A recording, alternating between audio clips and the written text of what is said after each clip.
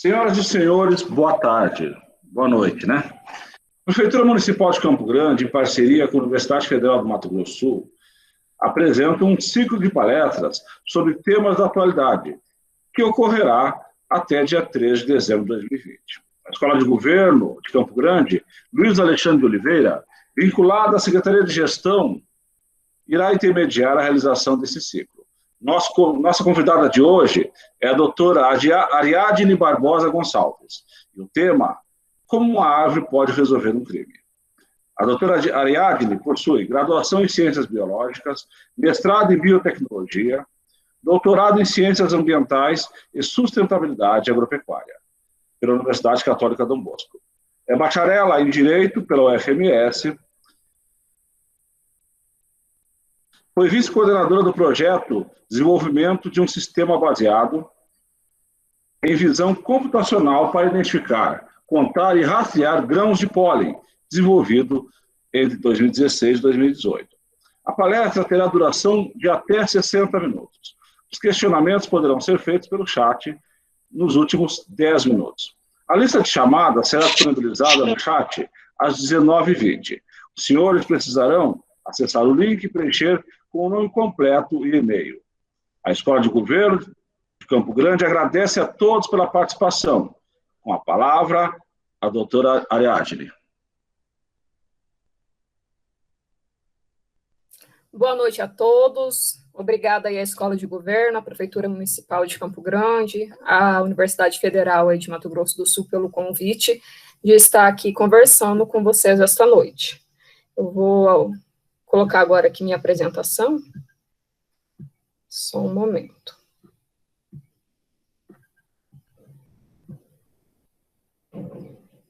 Está aparecendo para vocês?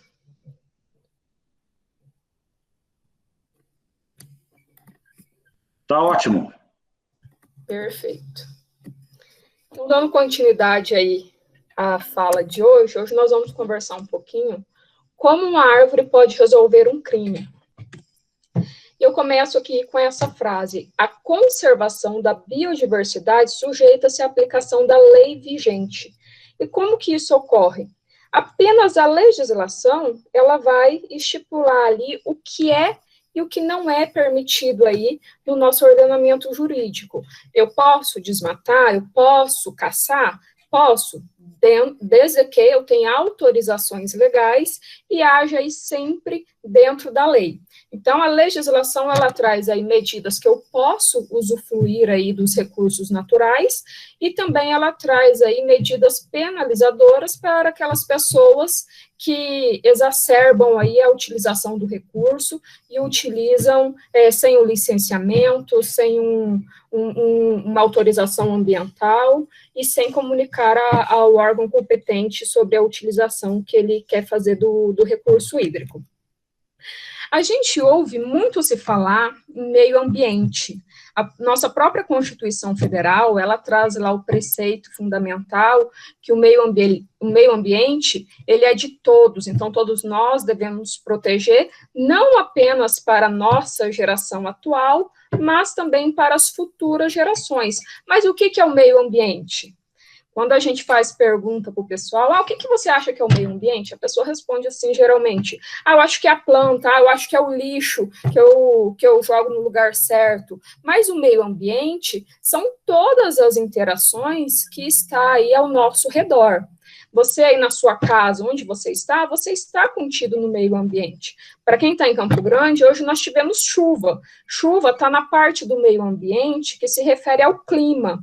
A qualidade do nosso ar, que atualmente está boa, né, devido às chuvas que tirou aí toda a poeira, toda a fuligem do ar, essa qualidade do ar, ela é o meio ambiente. A formação do solo, a composição do solo, a qualidade da água, a fauna e a flora, e nós, como seres humanos, todas essas interações, elas constituem, então, o que nós chamamos de meio ambiente. Então, o meio ambiente, ele não é uma coisa una, ele não é uma árvore, ele não é um objeto, ele é todas essas interações. Então, cabe aí ao direito regulamentar como vai ser aí a exploração dos recursos naturais que estão contidos aí nesse meio ambiente. E como nós vamos falar hoje como a árvore ela pode resolver um crime, cabe a nós também definir o que é crime. Crime é a violação de um direito, é uma conduta que ela é proibida em lei, e para aqueles que são mais aprofundados aí do direito, é um fato típico, antijurídico e culpável. Então, o crime é o quê? Nada mais é do que eu cometer um ato que a lei me proíbe. Então, são essas questões que são levantadas aí no que tange à definição de crime. Quando um ladrão, ele rouba um carro, ou quando uma pessoa, ela desmata uma árvore sem ter uma autorização para isso, ou mesmo os poluentes que são soltados pelas indústrias, se elas não possuem um licenciamento ambiental, se elas não possuem um filtro para filtrar a poluição que é emitida por essa indústria, elas cometem aí uma violação legal. No que tange aí ao meio ambiente, para eu fazer uma exploração de um corte de árvore ou instalar em uma indústria, é preciso todo um estudo para saber se o órgão IMASU, por exemplo, aqui do nosso estado, ele pode autorizar determinada ação. Se o órgão, ele nega aí o estabelecimento de uma indústria no estado, e mesmo assim o agente, ele vai lá e instala uma indústria sem autorização, sem o licenciamento, ele comete aí um ato criminoso, porque ele está agindo sem a sua devida licença de instalação. Isso vai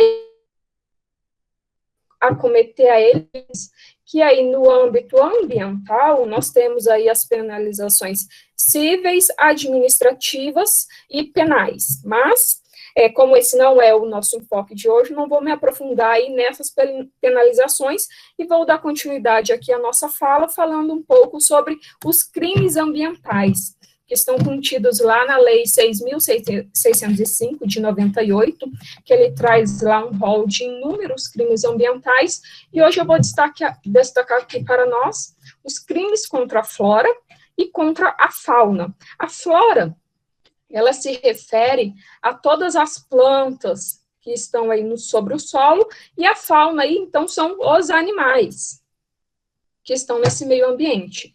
E a lei, ela traz lá no seu artigo 50, que é proibido destruir ou danificar florestas nativas ou plantas, desde que eu não tenha licença para isso.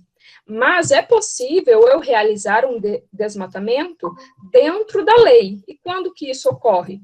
Quando eu vou no órgão fiscalizador do estado, que é o IMASU, aqui no Mato Grosso do Sul, e peço lá, o IMASU, eu quero desmatar tal área.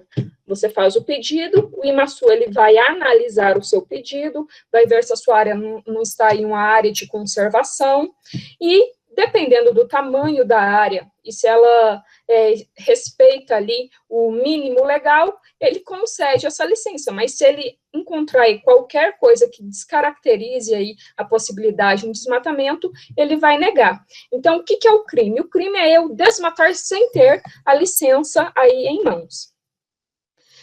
E nas propriedades rurais aqui, no nosso país, o Código Florestal aí, que foi muito debatido aí em 2011, 2012, ele traz ali o mínimo legal que as propriedades devem ter de área preservada dentro da propriedade rural.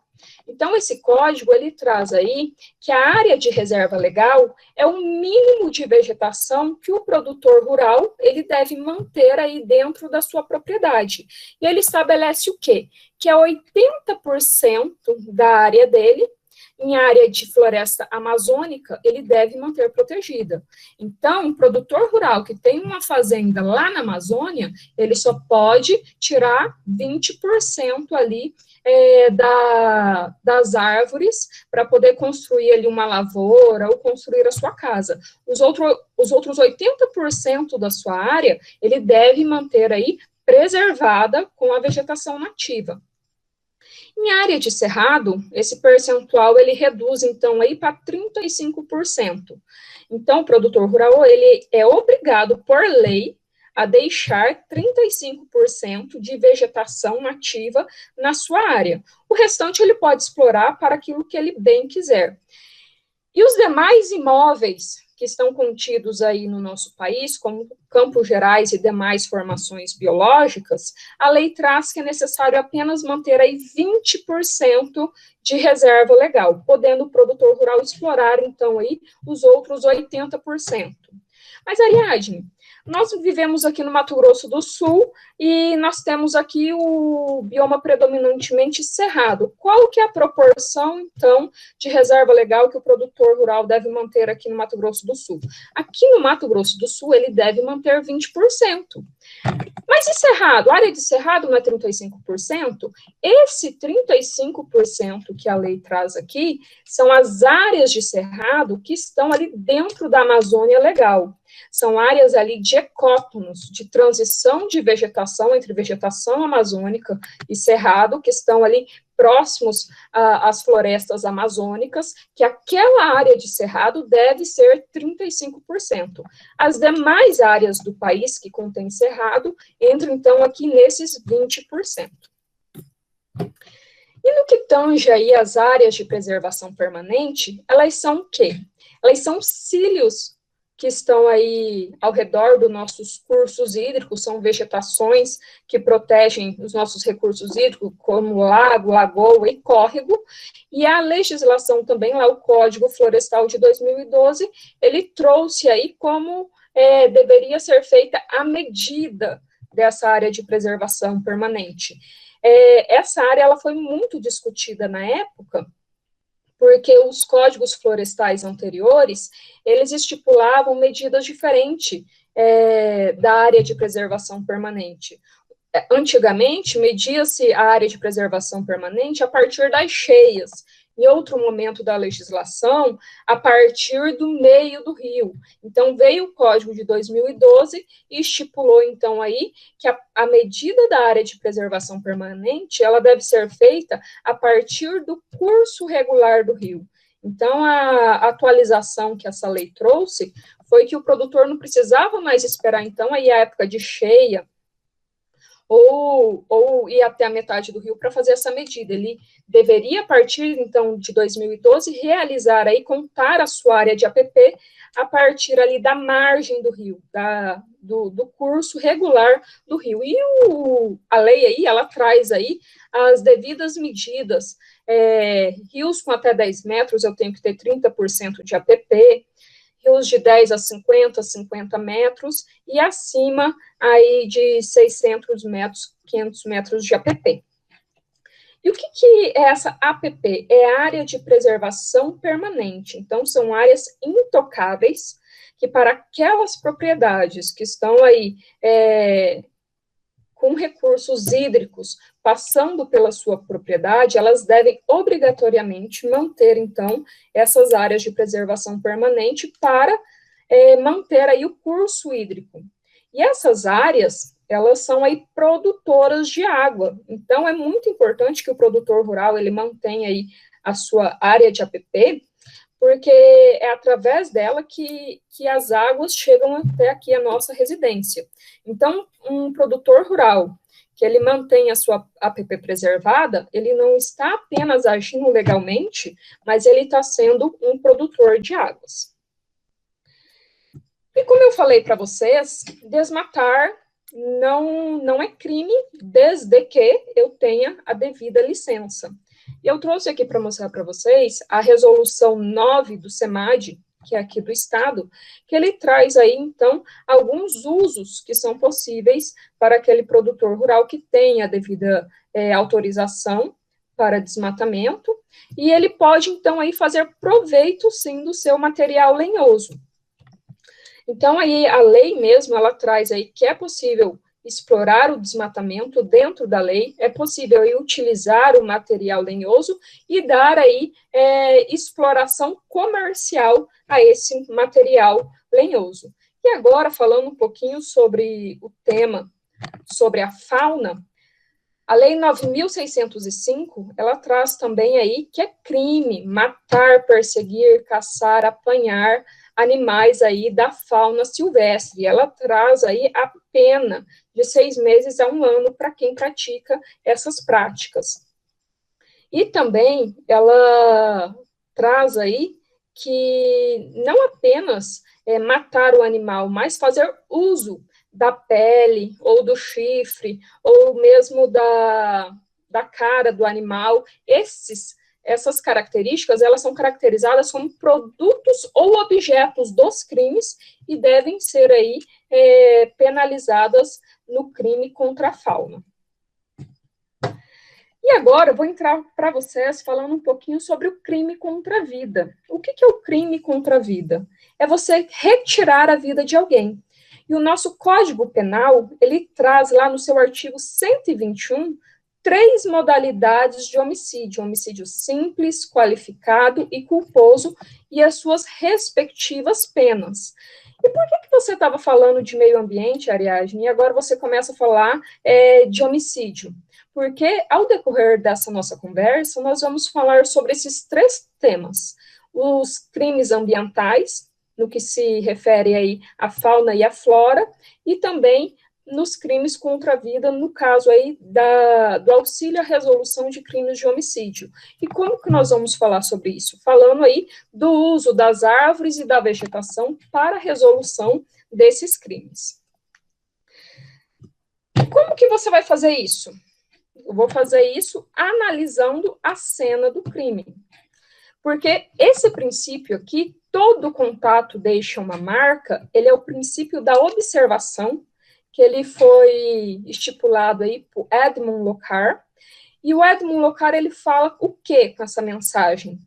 Que todo local, o criminoso, ele vai deixar algo de si e vai levar algo do local consigo.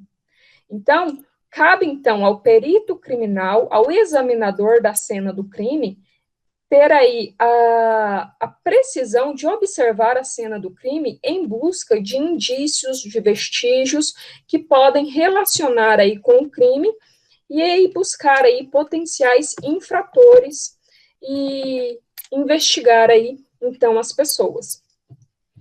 O grão de pólen, como vocês estão vendo aqui nessa imagem, ele é um importante vestígio aí para ser utilizado e estudado na cena de crime, que ele não é tão aplicado aqui no Brasil. Aqui no Brasil, a palinologia, que é o estudo de grão de pólen, ela é uma ciência que está sendo estudada mais dentro das universidades, ela é uma ciência nova, e o que mais se destaca aí no estudo das cenas criminais tem sido aí as análises de DNA. Então, é possível aí estudar N variáveis em busca de vestígio aí para tentar resolver crimes. E no que se refere aí aos crimes contra a flora, contra o desmatamento, geralmente, quando se chega aí numa cena de crime dessa monta, o que se encontra? Se encontra aí motosserras, enxadas, materiais que foram utilizados aí para retirar aí a vegetação, para a supressão dessa vegetação. E quando o perito criminal ele chega numa cena dessa, geralmente já não se encontra as árvores ou as toras aí de madeira que foram retiradas da vegetação. Muitas das vezes, esses materiais, eles já foram vendidos ou mesmo queimados, não restando aí vestígios visuais, perceptíveis a olho nu, que se possa ser estudado e caracterizar, então, aí, o crime de desmatamento. No entanto, esses materiais que são apreendidos pelas polícias militares ambientais, eles contêm aí os vestígios que são invisíveis a olho nu. E como nós vamos ver mais para frente, os grãos de pólen e os vestígios de madeira, eles ficam aderidos a esses objetos e podem ser utilizados, então, aí para o estudo, para tentar responder quais foram as espécies cortadas aí. E no que tange aí aos crimes contra a fauna, nós temos aí os crimes de caça, que geralmente aí são utilizados para a retirada do couro dos animais e também para empalhamento. Nós temos aí os caçadores que geralmente eles mandam aí taxidermizar os animais, que nada mais é deixar eles aqui numa posição inteira, e exibem esses animais aí como troféus. Em outros casos também tem-se aí as peles de animais que são exibidas aí como tapetes, ou mesmo acessórios como roupas e calçados em si, e isso é proibido por lei. Porque como nós vimos lá na lei de crimes ambientais, a caça, ela é proibida. E como que eu posso analisar essa apreensão, esse material apreendido da fauna? Como que uma árvore ela pode me ajudar a responder de onde esse material veio? Como nós vamos ver também mais para frente, ainda com o estudo de pólen, é possível analisar, então, a pele do animal, porque a pele aqui, ela existe pelos, e esses pelos aqui, eles possuem aí estruturas que fazem com que os grãos de pólen, que estão contidos nas árvores e nas vegetações que esses animais viviam, fica aderido, então, sobre a superfície do corpo desses animais. Então, estudando o pelo desses animais, é possível, então, recuperar o grão de pólen que estava contido nesses animais e tentar aí, determinar de que parte que esses animais vieram, de onde, de qual tipo de vegetação, de qual tipo de estado até. Então, o estudo aí dos grãos de pólen relacionado com os crimes ambientais, ele está começando a ser melhor desenvolvido aqui no nosso país, e ele tem muitas aplicabilidades aí nos crimes ambientais. E nos crimes contra a vida? Como que uma planta pode auxiliar aí na resolução de um crime? Um caso aí muito repercutido na mídia foi o caso aí da Mércia Nakashima, que ela foi encontrada aí dentro do carro dela, morta, e tinha-se ali um suspeito, né, que seria ali o namorado dela. E a perícia ambiental, a perícia geral como um todo, busca ali vestígios para tentar responder como que aconteceu esse crime. Será que foi um crime ou será que foi um acidente? Houve indícios aí de que seria um crime e que esse criminoso aí poderia ser, então, aí o companheiro da Mércia. Mas eles tinham tudo para colocar o companheiro dela na cena do crime, mas eles não tinham aí um vestígio forte para realmente falar assim, não, com certeza ele estava ali no horário do crime e ele contém aí informações que o colocam na cena do crime. Então, o que eles acharam? Eles analisaram, então, as roupas aí do suspeito, do namorado da Mércia, e na sola do sapato eles encontraram um tipo de alga. Se ele falou que não esteve na cena do crime e foi encontrada uma alga no sapato dele, isso é um forte indício de que ele esteve aí em alguma região que tenha água. E eles foram analisando, foram estudando, foram buscando, porque a perícia, ela é muito geral, ela é muito específica, na verdade. Os peritos da Polícia Federal, da Polícia Civil, eles têm que fazer um laudo aí rápido. Então, um perito aí não detém aí toda a especialidade que demandaria aí de um perito. Então, nós temos aí especialistas que são aí especialistas em pólen, o palinólogo. Nós temos especialistas que são especialistas em algas, que são os liminólogos. E esses especialistas, geralmente, eles são dentro das universidades, e não ali na área técnica, na área da criminalística. Então, os peritos ali encontraram essa alga e foram procurar. Quem que é o especialista que nós tínhamos aqui no Brasil, que estudava limnologia? Aí encontrou um especialista lá na USP e levaram, então, esse material, essa alga, para esse especialista, para ver se ele conseguia identificar de onde era a alga que estava ali no sapato do namorado da Mércia. O especialista, como ele tinha feito ali um mapeamento de toda a parte ali da região de São Paulo, onde aconteceu o crime, ele sabia onde ocorria as algas e quais espécies ocorriam. Então, analisando ali a alga do sapato, ele concluiu que a alga que foi encontrada no sapato, ela só ocorria ali na região em que o corpo da Mércia foi encontrado dentro do carro. Mas será que esse namorado ele não poderia ter ido em outra lagoa e assim aderido essa alga no sapato? O especialista ele concluiu que não, que esse tipo de alga ela só ocorre ali na parte do solo que está submersa pela água. Então, foi necessário que o suspeito ele tenha andado ali dentro do curso hídrico para essa alga ali se aderir ao sapato dele. Então, foi esse vestígio que foi aí um dos mais fortes indícios que colocou aí o suspeito aí na cena do crime.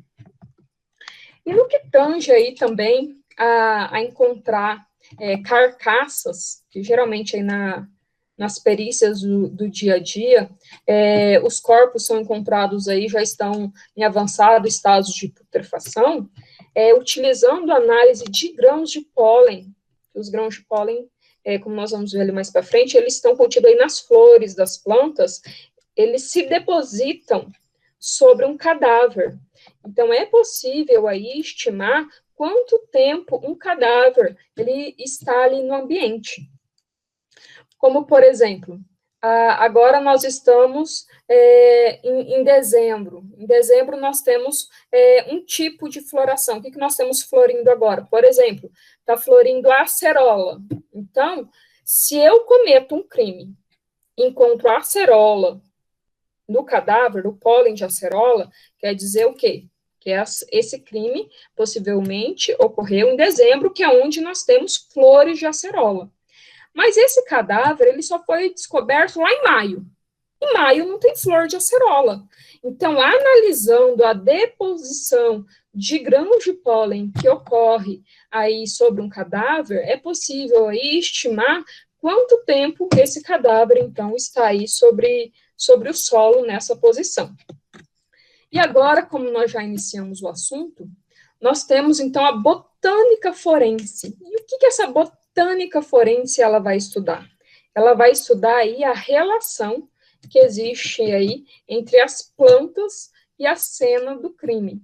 Como eu já introduzi aí para vocês, na resolução de crimes, nós temos aí o estudo de algas, nós temos o estudo de pólen, e nós vamos ver agora mais alguns estudos que podem ser aplicados aí utilizando as plantas. E por que as plantas? Porque as plantas, elas possuem aí uma marca temporal e de espécies, de biodiversidade muito boa aqui no nosso país. Nós detemos aí a maior diversidade de flora do mundo. Então, nós temos aí N espécies que podem ser aí utilizadas nas ciências forenses. E outra grande diferenciação que nós temos aqui é que grande parte das nossas plantas, elas produzem aí flores, que é onde estão contidos aí os grãos de pólen, e possibilitam aí a aplicação, então, da palinologia forense. E também nós temos aí o estudo que é a morfologia da madeira. Então, além do estudo de alga, além do estudo de pólen, nós temos aí o estudo da madeira. Lembra lá a imagem que eu mostrei para vocês que tinha a motosserra? Então, os cavacos das árvores que foram cortadas, elas ficam aderidos ali à motosserra, à enxada, aos correntões que são utilizados para os desmatamentos. E analisando pequenos cavacos, pequenos materiais de madeira que ficam aderidos ali nos dentes das motosserra e desses materiais, existem especialistas em madeira que conseguem aí, então, estudar o padrão morfológico da casca de uma árvore. Aqui a parte como nós vemos uma árvore, né, a olho nu, e aqui o que um especialista em madeira ele vê em laboratório. Então, esses padrões celulares, eles são utilizados pelos especialistas para tentar responder aí qual tipo de árvore foi cortada ali com aqueles materiais. Então, voltando aqui para vocês, ó, nós temos aqui como é a casca de um pinheiro, de um eucalipto, e aqui a araucária. E aqui os seus respectivos achados celulares. As células de um pinheiro, de uma araucária e de um eucalipto, como é visto em laboratório. Então, são esses padrões que são utilizados aí na identificação. A olho nu, como nós vemos as árvores aí por onde passamos, nós conseguimos ver aí essas diferenças. Mas quando existe aí um vestígio muito pequeno, muito microscópico, é preciso, então, utilizar aí ferramentas de ampliação celular para poder ter essa melhor visualização. E aqui também, as mesmas espécies, eucalipto, araucária e o pinheiro, mostrando aí outra imagem da anatomia vegetal dessas árvores, para vocês verem quão diversa são as células, características morfológicas das árvores e de todas as vegetações em si. Eu estou usando o termo árvore com vocês, mas tudo isso que eu tenho mostrado aqui para vocês, eles servem aí para qualquer tipo de planta. As suculentas, as plantas que estão na casa de vocês, tudo isso pode ser utilizado como estudo. E agora, então, falei tanto para vocês até agora sobre a palinologia, vou agora aprofundar um pouquinho nessa área, que essa é a minha área de estudo, é no que eu tenho me especializado aí, o que eu tenho estudado, minha área de interesse. O que vem aí a ser a palinologia? A palinologia ela é o estudo de grãos de pólen e esporos que as plantas produzem. E aonde que estão esses pólens, esses esporos? Os pólens, eles estão, então, aí nas flores de angiospermas e nas gimnospermas. Isso aqui não é caracterizado como flor, mas ele está aqui dentro, então, do estróbilo aqui de uma angiosperma. E aqui nós temos a folha de uma samambaia e aqui uma briófita. Uma briófita é um musgo, tá certo, pessoal? Então, na samambaia e na briófita, eu encontro aí os esporos, e nas plantas com flores aqui e estróbilos, como, por exemplo, aí os pinheiros, eles não possuem uma flor aqui, como estamos acostumados a ver, eles produzem esse tipo de morfologia, então os grãos de pólen, eles são encontrados neles. Eu vou usar, a partir de agora, o termo mais geral, que é utilizado, que é o termo flor e pólen, mas só para especificar para vocês, existem esses outros termos aí que são utilizados pela palinologia. Então, para fazer um resumo aqui da minha fala, os grãos de pólen estão contidos aí nas flores. E em quais flores esses grãos de pólen eles estão contidos? Eles estão contidos nas flores que nós vemos na rua, nas flores que existem na casa de vocês. Então, todos os ambientes, todas as plantas que produzem flores, os grãos de pólen estarão neles. E a palinologia, ela vai estudar o quê? Ela vai estudar o grão de pólen. E o grão de pólen é o quê? Ele é esse esqueleto que nós estamos vendo aqui. Então, o grão de pólen ele tem várias formas, como nós veremos a seguir. E essas formas, esses espinhos, essas bolas que vocês estão vendo aqui, esses círculos, eles possuem um padrão para cada espécie. E é esse padrão que ele é utilizado aí para identificar espécies através do grão de pólen. O pólen de manga, ele vai ter um tipo de pólen. O pólen de jaca vai ter outro tipo de pólen. E aqui, para mostrar para vocês a diversidade de pólen que nós encontramos aí na natureza. Aqui é só um exemplo que eu trago para vocês, porque toda essa variedade de pólen que vocês estão vendo aqui não representam aí nem 0,01% da quantidade de pólen que existe, porque cada espécie, cada planta, ela vai produzir aí um tipo de pólen diferente. E para mostrar aí a digital polínica que existe de um lugar para o outro, pensa aí na sua casa. Na sua casa, o que você tem de planta? Você tem uma roseira, você tem um pé de manga, você tem um pé de acerola, um pé de figo. Então, essas características, essas plantas, elas vão produzir aí um tipo de pólen diferente cada uma. Aí na casa do seu vizinho, ele tem o quê? Ele tem goiaba, ele tem um pé de jaca, ele tem uma suculenta. Então, na casa do seu vizinho, essas plantas vão produzir outro tipo de pólen, e esse tipo de pólen produzido na casa do seu vizinho é diferente do pólen que é produzido na sua casa.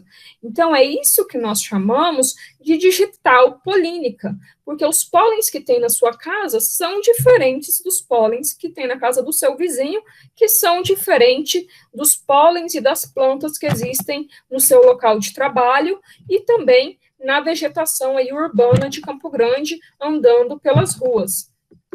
E o estudo da palinologia, ele vai estudar justamente isso, o grão de pólen que é encontrado em objetos, em plantas, em corpos, e assim sucessivamente.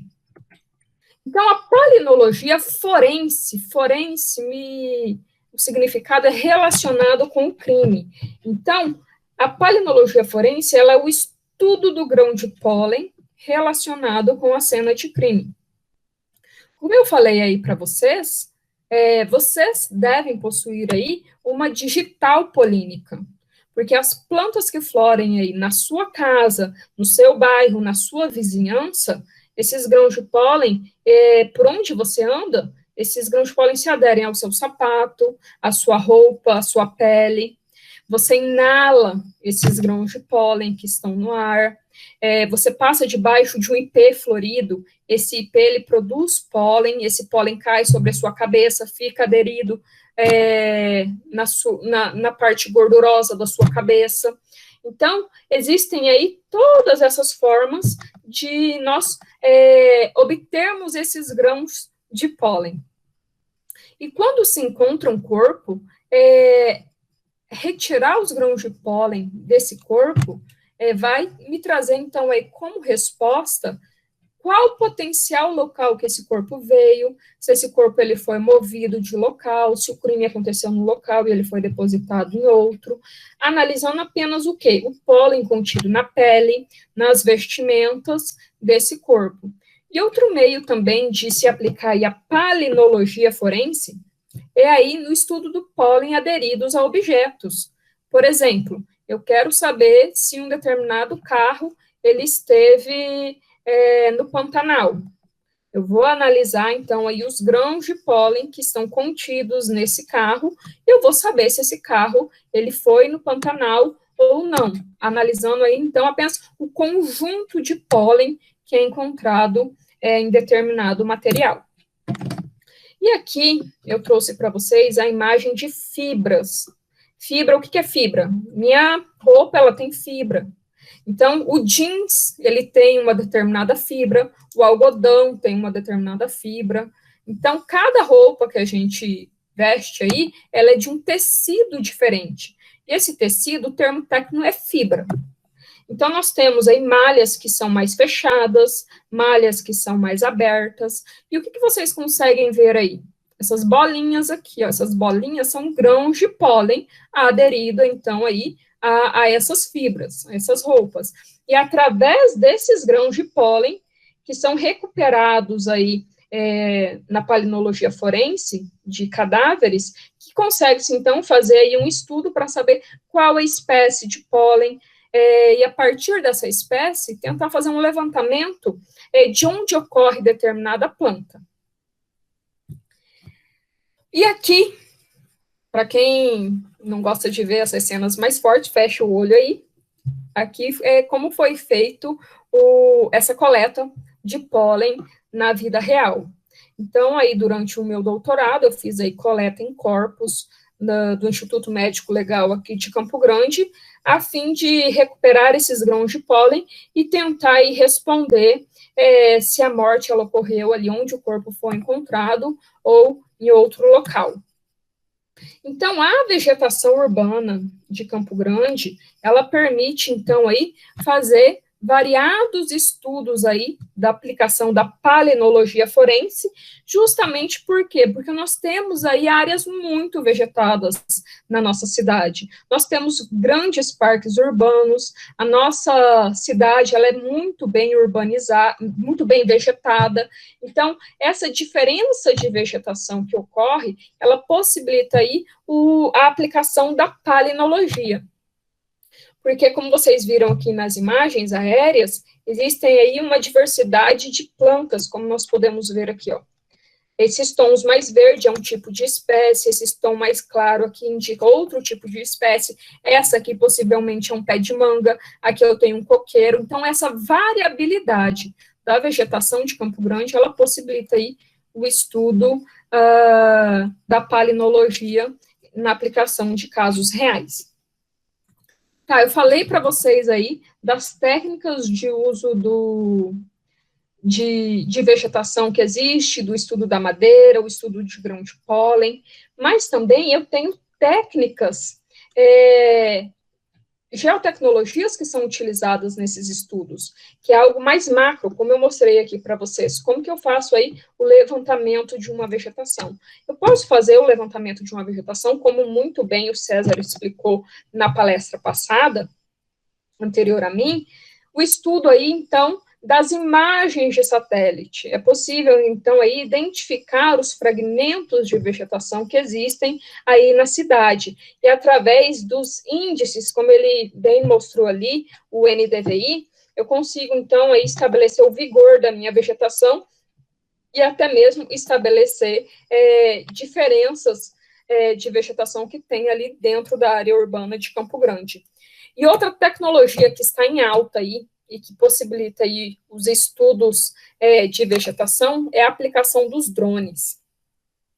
A técnica de utilização de satélite, ela é ainda um pouco limitada, porque ela ainda é muito onerosa para nós. Imagens de satélite com uma ótima resolução, elas custam muito caro. O que nós temos disponível gratuitamente, geralmente são imagens Landsat, que não dá tanta precisão da superfície da Terra. Então, o que tem sido muito utilizado na identificação de vegetação é a aplicação aí de drones, de voos aí aéreos remotamente pilotados para identificar o tipo de vegetação.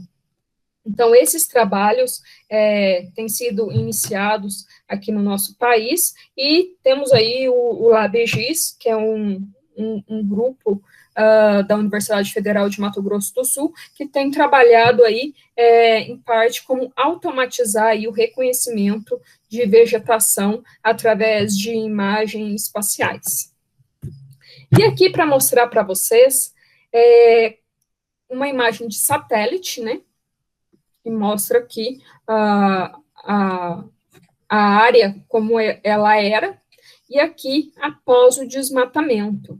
Então, tudo isso geralmente é perceptível através de imagens de satélite e também de drones e aeronaves que sobrevoam a área e identificam aí esses desmatamentos. Uma vez esse desmatamento identificado, o infrator, se ele não possui a licença de desmatamento, ele é notificado e responde aí a processo para ter aí a sua devida penalização. Uma proposta que eu iniciei com o meu pós-doutorado é tentar aí, então, recuperar a informação de qual vegetação existia aí nessa área desmatada. Como vocês estão vendo, é nítido que a área foi desmatada, mas quando se chega a um local que houve um crime ambiental de desmatamento, não se encontra aí os vestígios do desmatamento, já não tem a lenha, não tem não tem folha, não tem nada que indique que aquele local foi desmatado. Eu só tenho ali a imagem de satélite que mostra que o local foi desmatado. Então, a aplicação da minha proposta é utilizar agora os grãos de pólen que ficaram aderidos a esse solo, porque aqui, ó, nós temos aí uma faixa muito grande de vegetação, e essa vegetação, ela produz flores, e essas flores produzem os grãos de pólen, que ao longo do tempo foram se depositando aí nos horizontes do solo. Então, a minha proposta atual é estudar os grãos de pólen que estão ali nos perfis do solo da área que foi desmatada, para tentar recuperar a informação de quais espécies foram suprimidas aí de uma área que teve esse dano ambiental. E aqui, mostrando para vocês uma carta de cobertura de solo que foi feito aqui do município de Campo Grande, que mostra, então, aqui três tipos de vegetação que eu consegui separar aqui em Campo Grande, que é áreas de vegetação densa. Aqui, então, em verde escuro, vocês vão identificar o que são as áreas de parques urbanos. Tá denso, assim, porque são áreas que as árvores se fecham, fazendo um dossel. A vegetação arbóreo aberta, então, esse tom de verde vai caracterizar aqui dentro de Campo Grande as vegetações que estão aí nas vias urbanas, geralmente as árvores que foram plantadas nas ruas ou que estão aí dentro de propriedades privadas.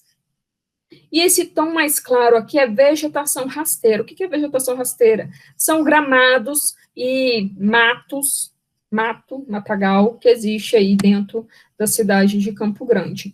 Então, esses três tipos de vegetações foram analisadas aí no meu doutorado, a fim de tentar determinar aí quais a vegetação existente aí na cidade. E aqui mostrando para vocês uma área de mata, uma área de vegetação aberta, tá vendo? Aqui a árvore, ela tá isolada, e aqui gramado ou uma horta, como aqui em Campo Grande existem várias hortas urbanas, a resposta espectral aí é como uma área herbácea. E também aí, o que é necessário para se estudar aí a vegetação urbana é saber aí a localização das espécies de árvores que existem aí na nossa cidade. Então, é preciso fazer um levantamento, um georreferenciamento, que é a obtenção da coordenada geográfica de cada espécie que estão plantadas aí nas ruas e avenidas da cidade, ou mesmo as espécies que estão dentro aí da propriedade privada, para se ter aí uma confiabilidade na aplicação da palinologia forense. Todo esse estudo que eu mostrei para vocês, ele ainda não é efetivamente utilizado nas criminalísticas pelo país. Tudo isso que eu falei para vocês, ele está sendo mais desenvolvido dentro do ambiente universitário. Então, é necessário aí a universidade se aproximar aí das áreas técnicas, como as perícias, as criminalísticas, investimentos para serem aplicados aí nas tecnologias forenses, que visam aí, então, obter novas ferramentas que podem auxiliar aí na resolução de crimes. Porque esse trabalho de fazer o georreferenciamento de cada árvore, ele é humanamente impossível de se fazer sozinho, né? Então, é preciso aí um projeto, um grande investimento para que isso seja feito na cidade de Campo Grande. Aqui nessa imagem, cada pontinho que tem rosa, por exemplo, rosa aqui é um pé de manga e amarelo é um coqueiro. Então, cada pontinho, ele vai me corresponder aí uma espécie que foi georreferenciada, então, ali no bairro Cabreúva. Então, todo o georreferenciamento das espécies de árvores que estavam em vias públicas no bairro Cabreúva, ele foi feito aí no meu projeto. Porque eu buscava, então, primeiramente, fazer esse georreferenciamento para Campo Grande inteiro, mas por limitação de trabalho físico, de precisar mais pessoas para isso, só foi delimitado, então, ali o bairro do Cabreúva. E aqui, outra geotecnologia que tem sido utilizada, junto aí com a visão computacional, é tentar fazer a identificação automática aí das copas de árvore. Mas isso é tudo um trabalho inicial que está sendo feito, ainda não dá para ser aplicado efetivamente na vida real. E a visão computacional, ela busca o quê? Automatizar o reconhecimento de algum objeto. Como, por exemplo, aqui, vocês estão vendo aqui uns pontinhos. Quem já foi à implantação de girassol e vê esses pontinhos, pensa que é poeira. Não, aqui contém grãos de pólen, que levados ao laboratório, tem essa imagem aqui. E então, eu ensino aí o meu algoritmo a identificar automaticamente aí esses grãos de pólen, e o trabalho aí da palinologia, ele é mais rápido de ser feito, então, quando eu tenho um software. E como eu disse para vocês, o modelo ideal de como a árvore, de como a vegetação, de como a planta pode auxiliar na resolução de crimes, seria eu ter, então, aí um georreferenciamento das plantas que ocorrem numa cidade, ter aí o meu banco polínico com a informação coletada para ser utilizada em visão computacional e colocar essa automatização dos grãos de pólen de uma forma rápida, para então eu poder coletar os grãos de pólen de uma cena de crime ou de um corpo e aplicar aí a palinologia forense. E atualmente o que nós estamos reforçando o desenvolvimento é do Palinovic, que ele é um software que está sendo desenvolvido pela equipe de visão computacional da Inovisão, que é aqui da Universidade Católica Dom Bosco, que está desenvolvendo esse software que busca, então, juntar todas essas informações de localização da árvore, o tipo de pólen, e criar um software, então, que futuramente o perito criminal, ele vai inserir ali as informações que ele encontrou na cena do crime, vai clicar ali no botão, carregar a imagem, e esse software, ele vai dizer aí os potenciais locais que esse corpo esteve aí antes do seu desfalecimento. E tudo isso é utilizado, então, aí, futuramente, na resolução de crimes. Atualmente, essas tecnologias não são utilizadas, mas podem vir a ser aí utilizadas na resolução de crimes. Porque quanto mais fidedignas as técnicas científicas, mais ética é a aplicação da lei na construção de políticas públicas. Então, é necessário ter uma ferramenta eficiente, comprovadamente, cientificamente comprovado, de que o seu uso pode ser aplicado, para que possa, então, essa ferramenta ser utilizada aí pelas perícias criminais pelo país. Muito obrigada pela atenção de vocês, espero que vocês tenham conhecido aí um pouco do meu trabalho, e estou à disposição agora para a conversa. Obrigada. Obrigado, Ariadne, excelente palestra, muito obrigado. Quem quiser fazer alguma pergunta, pode usar o microfone, pessoal. Sem perguntas? Então, pessoal, em nome da Escola de Governo, da nossa diretora Sônia Lira, que está presente na sala, da nossa gerente de educação à distância, Neila, que também está presente na sala, assistiu a palestra. Agradecemos a Universidade Federal, agradecemos a doutora Ariadne, estamos à disposição, se vocês precisarem. Excelente. Pessoal, ainda nós temos lives desse ciclo de palestras. Amanhã as inscrições ainda estão abertas, e na quinta-feira, pode entrar no mesmo local que vocês fizeram a inscrição para essa live, e façam também. Tá bom, pessoal? Uma boa noite a todos, obrigado, Ariadne, fiquem com Deus.